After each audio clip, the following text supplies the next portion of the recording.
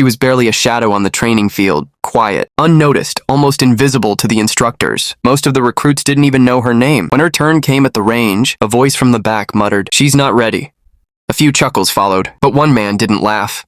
Master Chief Daniels, 20 years Navy SEAL, stepped forward. Without a word, he placed his personal Barrett .50 caliber sniper rifle in her hands. That weapon had never left his possession. He stepped back. What happened next?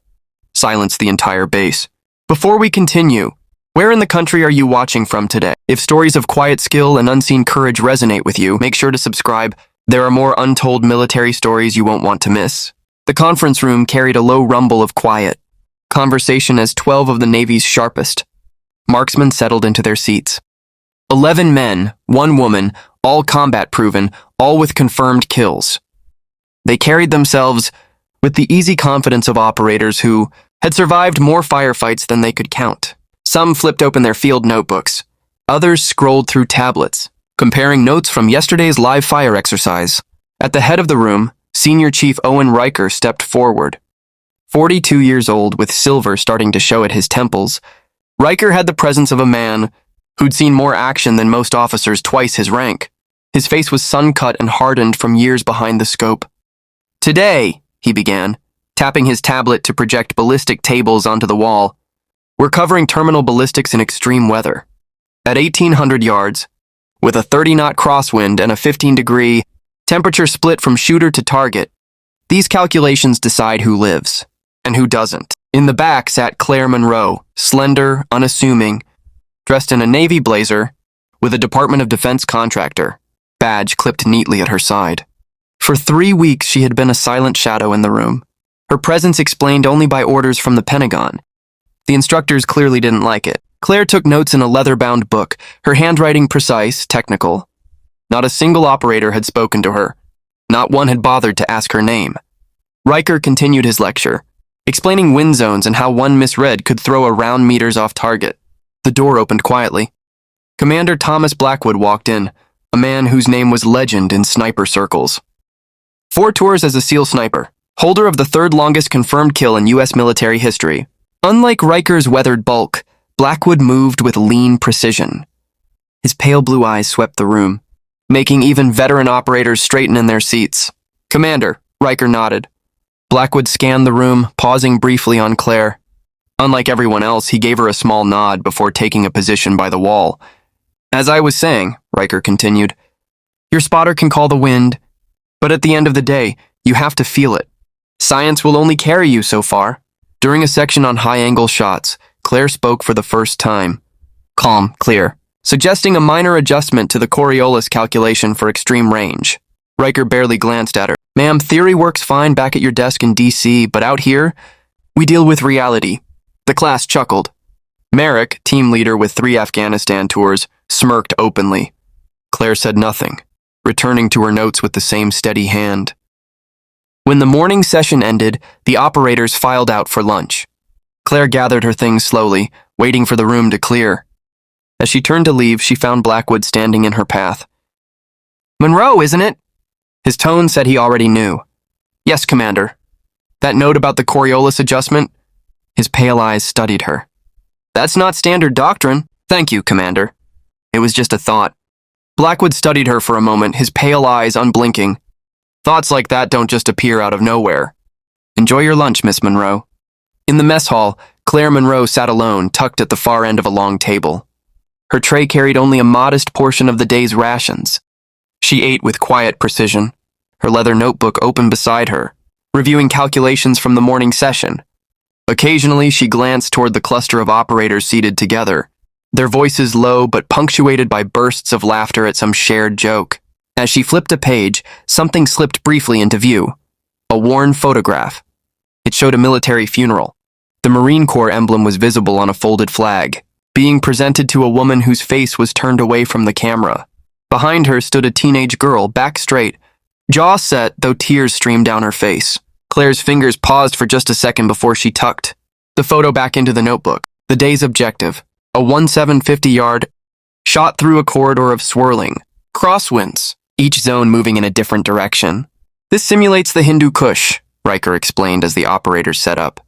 If you don't read all 3 wind zones right, you'll miss by meters.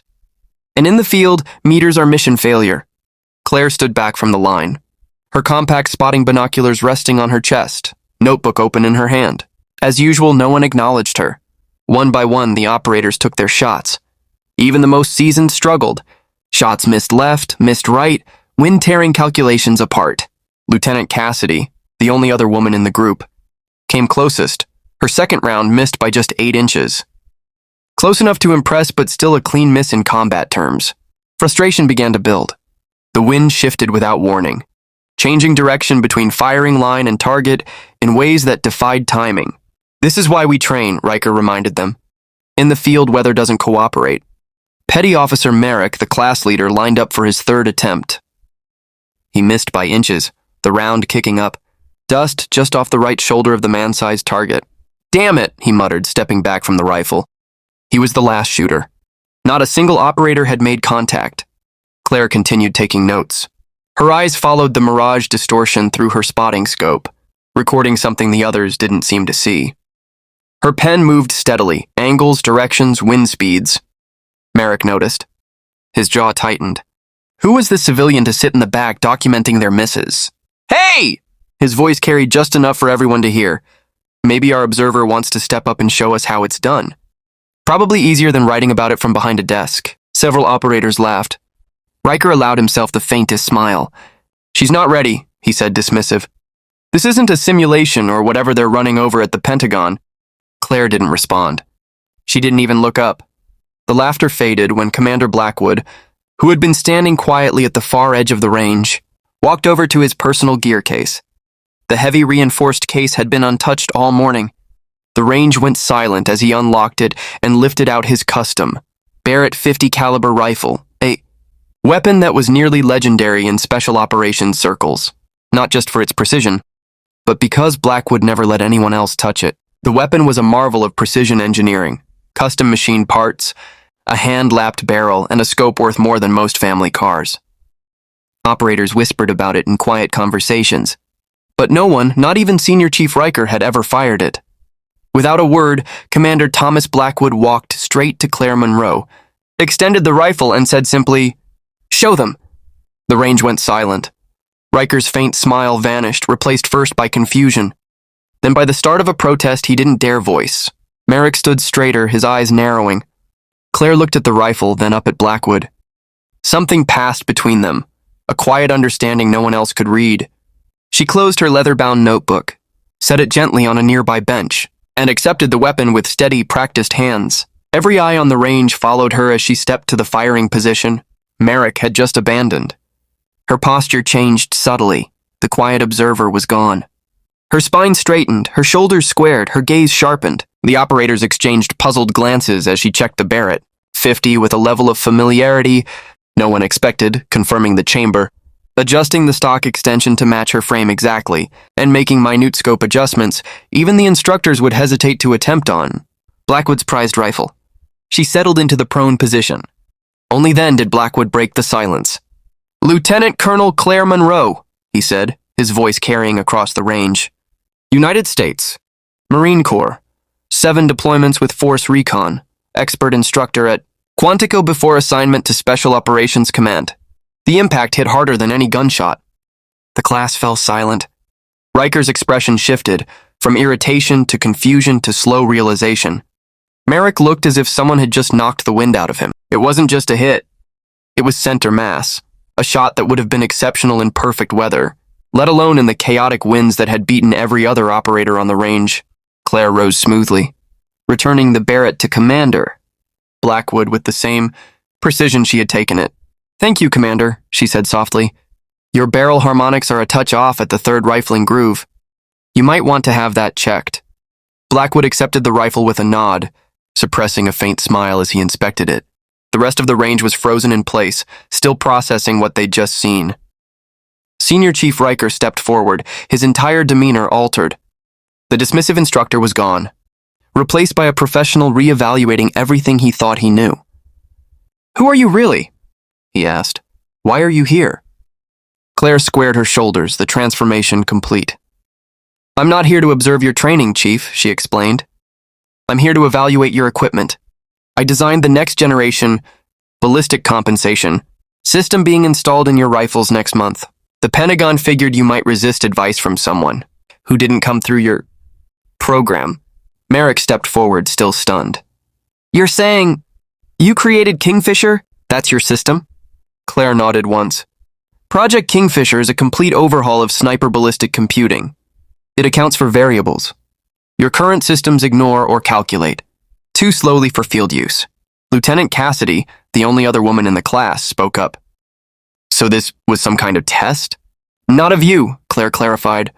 Of the equipment you're using. I needed to understand its limitations in the real world before finalizing the replacement. It wasn't just a hit. It was center mass, a shot that would have been exceptional in perfect weather, let alone in the chaotic winds that had beaten every other operator on the range. Claire rose smoothly, returning the Barrett to Commander Blackwood with the same precision she had taken it. Thank you, Commander, she said softly. Your barrel harmonics are a touch off at the third rifling groove. You might want to have that checked. Blackwood accepted the rifle with a nod, suppressing a faint smile as he inspected it. The rest of the range was frozen in place, still processing what they'd just seen. Senior Chief Riker stepped forward, his entire demeanor altered. The dismissive instructor was gone, replaced by a professional reevaluating everything he thought he knew. Who are you really? He asked. Why are you here? Claire squared her shoulders, the transformation complete. I'm not here to observe your training, Chief, she explained. I'm here to evaluate your equipment. I designed the next generation ballistic compensation system being installed in your rifles next month. The Pentagon figured you might resist advice from someone who didn't come through your program. Merrick stepped forward, still stunned. You're saying you created Kingfisher? That's your system? Claire nodded once. Project Kingfisher is a complete overhaul of sniper ballistic computing.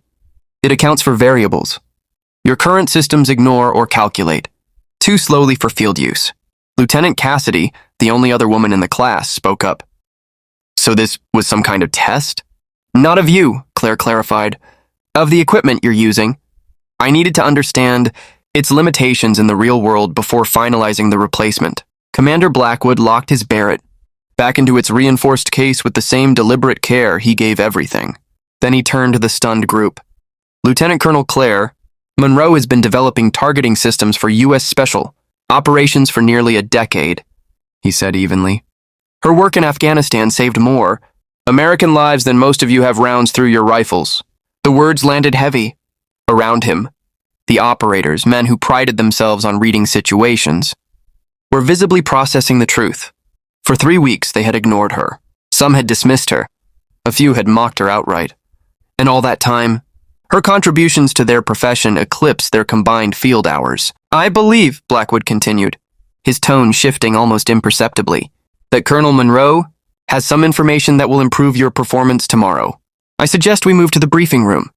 20 minutes later, the same operators who had chuckled at Claire's Coriolis suggestion that morning were seated in silence, eyes forward.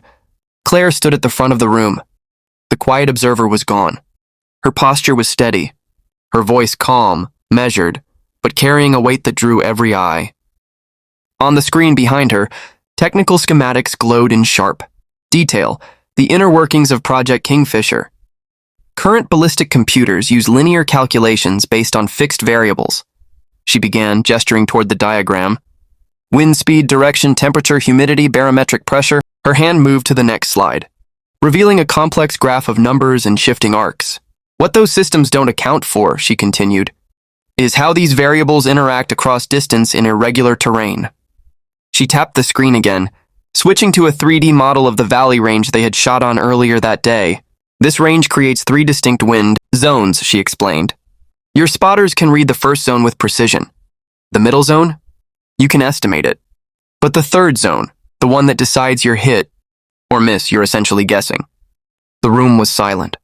Even Merrick, who'd openly mocked her before, was leaning forward in his seat, his eyes narrowing not in skepticism now, but in concentration. Project Kingfisher combined high-resolution topographical mapping with multi-sensor data, wind, temperature, barometric pressure, modeling all 3 wind zones in real time.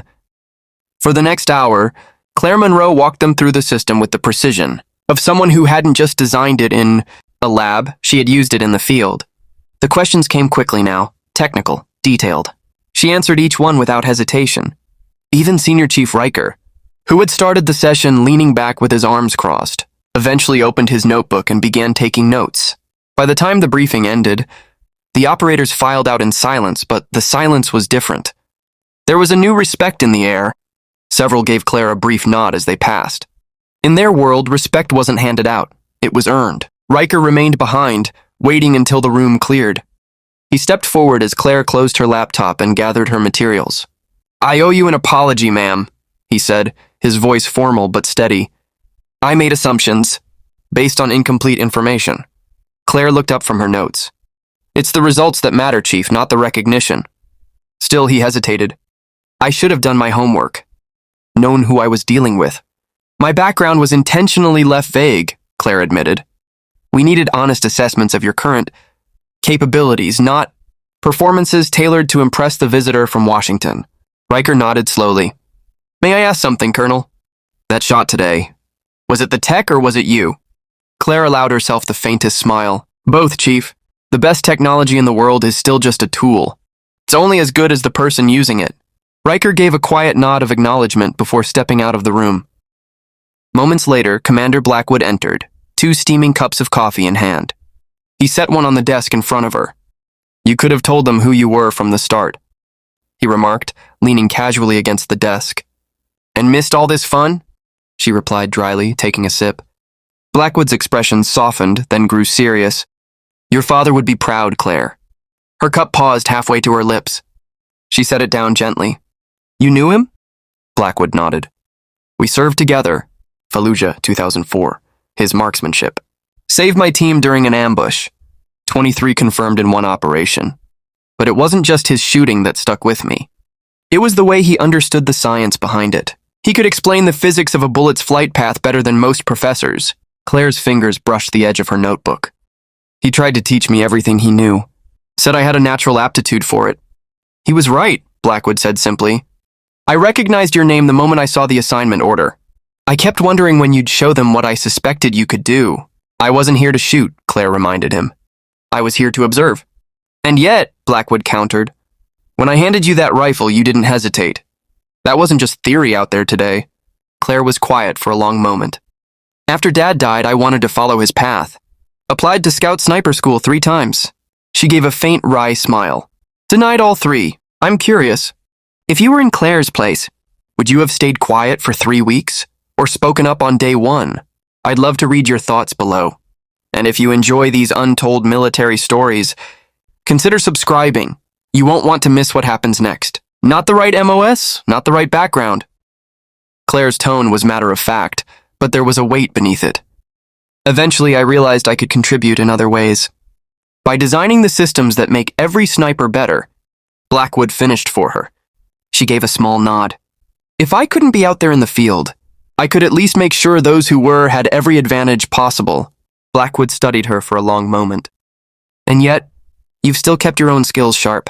"Old habits," she replied simply. The next morning broke clear and crisp. The kind of calm air that range instructors love. When the operators arrived, they found Claire already there. But she wasn't standing quietly in the back as before. This time, she was at the front, right beside Senior Chief Riker. Her civilian blazer was gone, replaced with standard issue tactical pants and a well-worn Marine Corps t-shirt. Her hair, usually tied in a neat bun, was now tucked under a faded ball cap bearing the Force Recon emblem. "Colonel Monroe has agreed to work with us today," Riker announced without ceremony. "She'll be demonstrating the practical applications of the techniques she discussed yesterday. I expect everyone to pay attention." From the start, the day felt different. Claire moved easily among the firing positions, adjusting rifle rests by an inch, shifting body angles by degrees, explaining tiny wind-reading nuances that their formal training had never covered. Each correction she made was quiet, specific, and effective.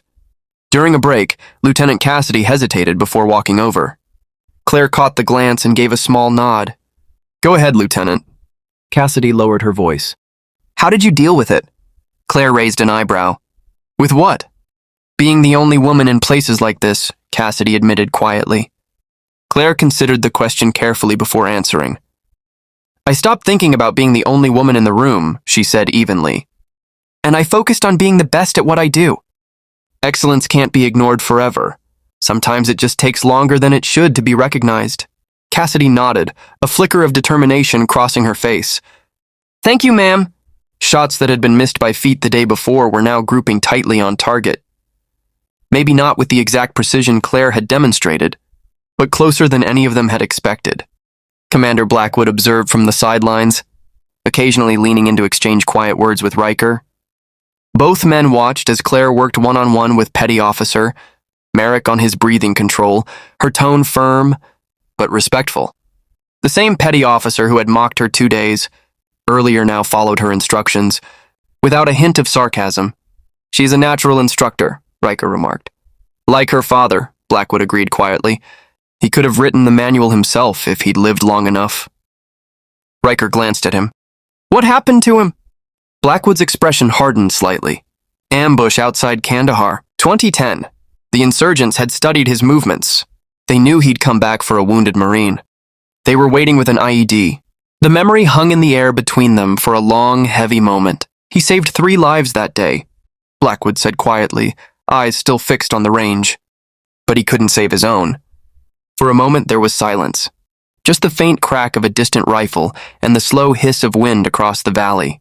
As the sun sank lower in the sky, Claire Monroe gathered the operators for one last demonstration of the day. Her voice carried calm authority.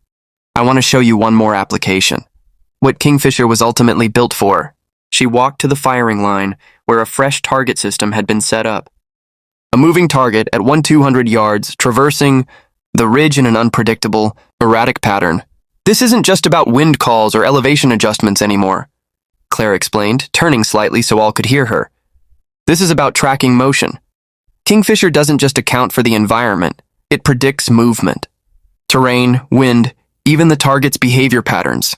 It calculates the most probable path. Before the target completes it. She gave a small nod to Blackwood. With a quiet hum, he pressed a control unit.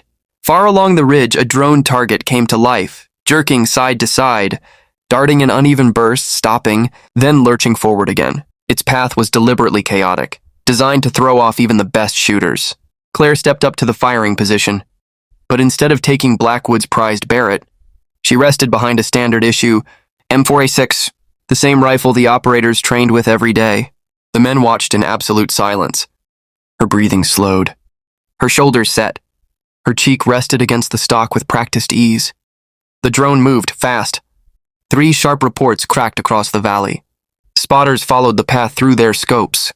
3 impacts. 3 clean hits. The moving target stopped mid-run, its frame rocking from the force of the final strike. A low murmur rippled across the line. Claire stood smoothly, clearing the weapon, her voice even. That, she said, is what Kingfisher will enable. Your skill, your discipline. But with technology that reads the battlefield in real time, it doesn't replace your expertise, it enhances it.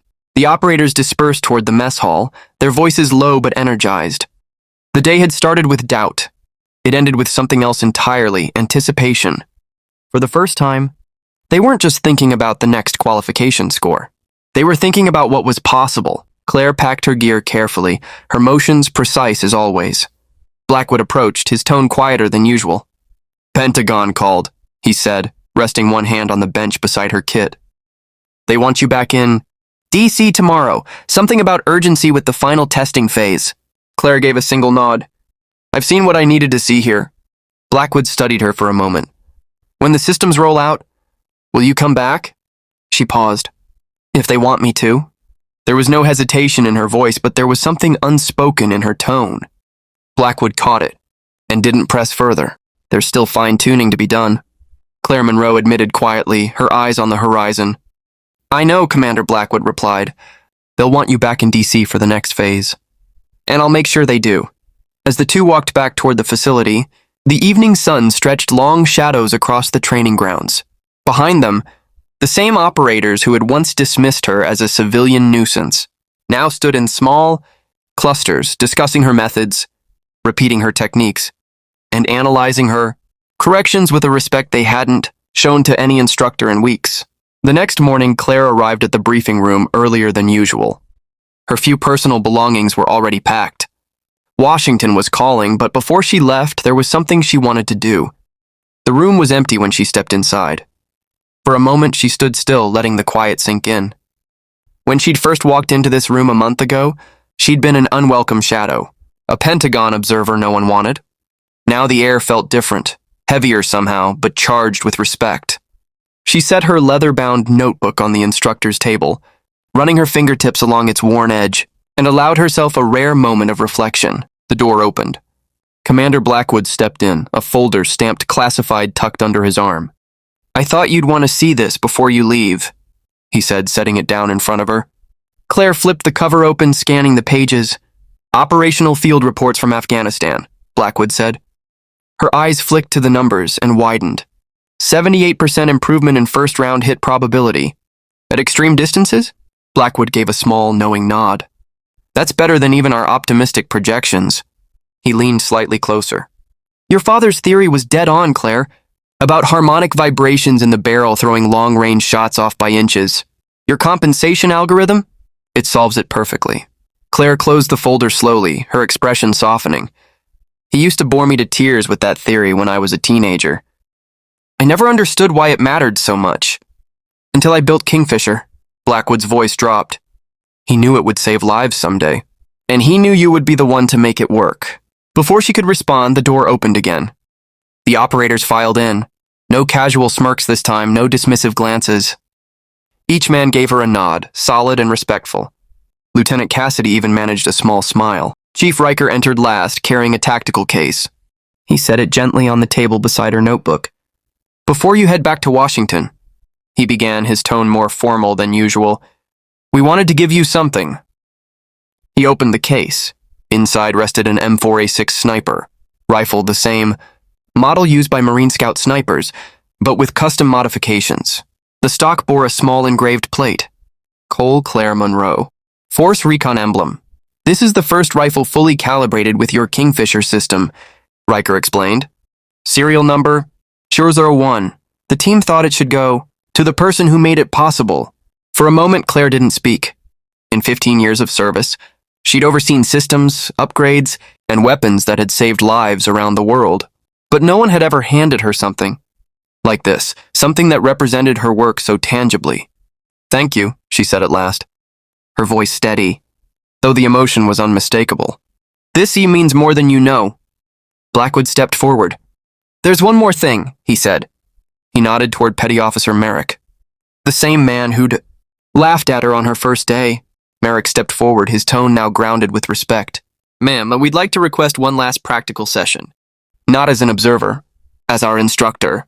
Claire glanced around the room. The same men who doubted her now waited for her lead, their expressions showing nothing but professionalism. She smiled faintly. "I'd be honored." An hour later, the team assembled at the range. But this time, Claire didn't stand in the shadows. She stood at the center of the firing line. Her Kingfisher calibrated M4A6 rested on the bench beside her as the operators closed in, eager to learn. "The key to wind calling," she began, pointing toward the valley, "is understanding that wind doesn't move as one sheet of air. It shifts in layers, different speeds, different directions, each shaped by terrain." She gestured toward the near slope. "Watch the grass movement here for your first zone." Then she pointed farther. "Dust at mid-range tells you your second zone." Finally, her gaze shifted to the distant ridge. "And the mirage near the target will tell you your third. Each one matters. All of them together make the shot." She settled behind her rifle, calling out her wind corrections as she took the shot. 3 rounds, all within an inch of each other at 500 yards, despite the shifting air currents. One by one, the operators followed suit. Their groups tightened. Shots that would have gone wide just days earlier now struck with precision. Even Riker stepped up. His first shot, a clean hit, better than anything he'd made on that course before. He just looked at her and shook his head, a wry smile pulling at the edge of his mouth. By mid-morning, the range had shifted from a tense proving ground into something very different. Claire Monroe worked with each operator individually, correcting stances, fine-tuning breathing, and adjusting gear, not with criticism, but with precision that made them want to listen. When she reached Lieutenant Cassidy, she stopped a moment longer, adjusting her shooting position. You've been fighting your gear, Claire said quietly, kneeling beside her. Cassidy frowned. The manual says... Claire shook her head. The manual was written for the average male frame. That doesn't mean you ignore fundamentals. It means you adapt them to fit you. Finding your natural position isn't breaking protocol, it's maximizing performance. Cassidy exhaled, letting her shoulders settle into the adjusted posture. They don't teach us this in sniper school, she admitted. They should, Claire said simply. Maybe someday they will. Cassidy smiled faintly. Thanks, ma'am. By midday, the difference in the whole class was impossible to ignore. Shots that had been lucky hits just 2 days earlier were now landing with consistent precision. The operators moved with new confidence, adjusting scopes, watching mirage, compensating for wind shifts without hesitation. Commander Blackwood observed from the sidelines, his arms crossed as he watched the group work like a unit reborn. During a short break, Blackwood approached Claire as she jotted observations into her well-worn notebook. Washington called again, he said, his tone neutral but his eyes alert. They've moved your briefing up. Tomorrow morning. A car will be here in an hour to take you to Andrews.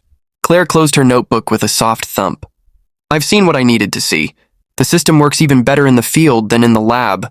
With proper training, these operators can engage targets that were off the table just a year ago. Blackwood's gaze lingered on her. It's not just the system, Monroe. It's how you taught them to use it. Technology's just steel and circuitry, without the right mind behind the trigger. Claire's smile held a trace of nostalgia. My father used to say the same thing. A sniper rifle in untrained hands is just an expensive club. Blackwood chuckled softly. Sounds like him. He never missed a teaching moment. As they walked back toward the main facility, Blackwood's voice dropped a notch. There's something else you should know before you leave, he said, glancing at her. Claire glanced sideways. Go on. I've recommended you for a position here, head of the Advanced Ballistics Training Division. Pentagon's already signed off if you're interested. Claire stopped mid-step. You want me to leave R&D and step back into the field? I want you to do both, Blackwood clarified. Continued development, but with direct feedback from the people who will depend on your systems. No more standing in the back of the room. Lead from the front. Claire looked toward the range, where the operators were still drilling the techniques she'd taught them. The irony wasn't lost on her. Years of being told no, and now... She allowed herself a measured breath. I'll think about it, she said finally. But first, Kingfisher needs to cross the finish line. An hour later, Claire stood at the facility entrance, her go bag at her feet. The operators, those same men who had once rolled their eyes at her, now stood gathered to see her off. Chief Riker stepped forward, his handshake firm. Thank you, Colonel, for the tech and the training. Claire returned the handshake without hesitation. Thank you, Chief, for keeping an open mind. For a moment, Riker looked as though he might say more, but settled for a respectful nod. Lieutenant Cassidy approached next. Her voice was quieter but steady. Ma'am, what you showed us, what you taught us, it matters. Especially to me. Claire looked her in the eye. Then make it count, Lieutenant. Every time you take that shot, remember what it took to make it possible. Cassidy nodded, the weight of the moment clear in her expression. As the transport pulled up, Blackwood gave a final nod. DC is expecting you, but this place will be waiting. Claire climbed into the vehicle, the Kingfisher rifle case secured beside her. The gates of the facility slid open, and as the vehicle rolled toward Andrews, Claire's thoughts were already on Washington, and the next challenge that was waiting there. The deep rumble of a government SUV pulled all eyes toward the gate. A black vehicle rolled to a stop at the curb, its tinted windows catching the afternoon sun. Commander Blackwood stepped forward, carrying the reinforced rifle case containing the Kingfisher presentation weapon. Don't forget this, he said, placing the weight into her hands. It's more than just steel and optics, it's the proof of what you've done here. Claire accepted it carefully. Thank you, Commander, for everything. His expression didn't shift much, but there was a note of finality in his voice. The offer stands. When you're ready. Claire nodded. I know. She turned to address the assembled operators one last time. Her voice was steady, carrying easily across the courtyard. Gentlemen? Lieutenant, she began, scanning each face. What you do matters. The technology we design, the systems we refine, every line of code, every adjustment, every test, it all has one purpose, to give you the edge. To bring you home. Her gaze moved deliberately, meeting the eyes of each man and woman standing before her. Kingfisher isn't replacing you.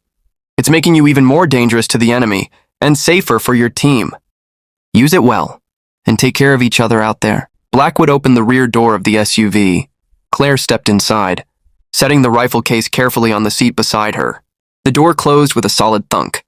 As the vehicle pulled away from the facility gates, the operators remained standing, watching in silence. In the rearview mirror, the compound faded from view. But Claire's mind was already turning toward Washington. The mission at Andrews was only the beginning. Claire Monroe stood quietly as the last of the operators approached. "You're a good shot, Lieutenant," she told Cassidy. "Trust your instincts. Trust your training. The rest I will follow." Cassidy nodded, a faint smile on her face. One by one, they stepped forward, men who just weeks earlier had dismissed her as a quiet outsider. Now there was no mockery, no skepticism. Only firm handshakes, direct eye contact, and quiet words of thanks. Petty Officer Merrick was the last. His voice carried the weight of genuine humility. "Colonel Monroe, I owe you an apology for how I acted. It was unprofessional." Claire didn't hesitate. "Already forgotten, Petty Officer. Just remember, expertise doesn't always come in the package you expect." "Yes, ma'am. That's a lesson I won't forget." The low growl of a black government SUV drew everyone's attention. Commander Blackwood stepped forward, rifle case in hand, the very rifle she'd demonstrated with on the range. "Don't forget this," he said, offering it to her. "It's not just a weapon, it's proof of what you accomplished here." Claire accepted it, the weight familiar in her hands. "Thank you, Commander, for everything." His tone was steady, but there was a quiet insistence in it. "The offer still stands when you're ready." Claire gave him a faint nod. "I know." She turned to address the assembled operators one last time. Her voice carried easily across the courtyard. "Gentlemen?" "Lieutenant," she began, scanning their faces. "What you do matters. Every system we design, every line of code, every adjustment, it all exists for one reason. To give you the edge you need to complete the mission. And come home safe." Her gaze lingered for a moment. "Never forget. There are people you'll never meet working behind the scenes to make sure you have every possible advantage. Make it count." With that, she stepped toward the waiting SUV. The door shut with a solid thunk. As the vehicle rolled away, Claire glanced back. The operators still stood at attention, Blackwood in the center. Years of being overlooked, questioned, and quietly doubted had led to this moment of vindication. The SUV turned onto the main road.